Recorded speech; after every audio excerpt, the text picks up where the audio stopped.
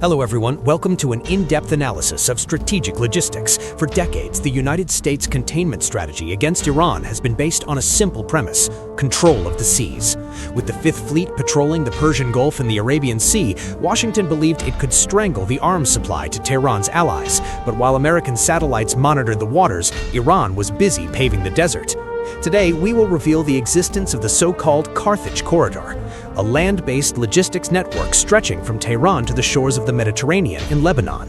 This is not just a road, it is a vital artery that allows Iran to move missiles, drones, and troops thousands of kilometers without a single American ship being able to intervene.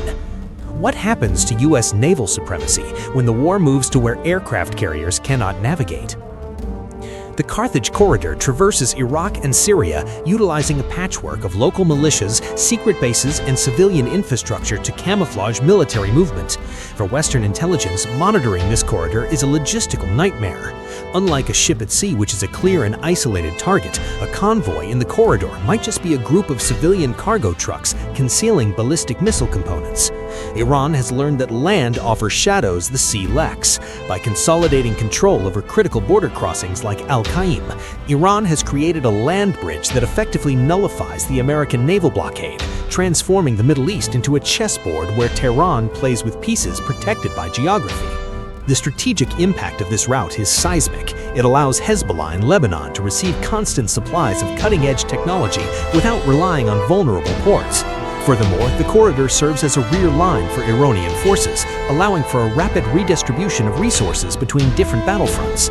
For the United States, the existence of this route means that the massive presence of aircraft carriers in the Gulf is in part a show of force against a ghost. The real power is flowing through land routes and tunnels, far beyond the reach of electromagnetic railguns or fifth-generation fighters.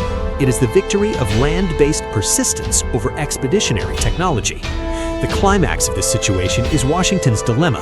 To cut off the Carthage Corridor, the U.S. would need a prominent and aggressive ground presence in Iraq and Syria, something that the current American political climate makes almost impossible. Iran knows this and is using time to its advantage, strengthening each node of this logistical network until it becomes unbreakable. We are witnessing the birth of a new logistical empire that challenges the maritime order established since the end of World War II.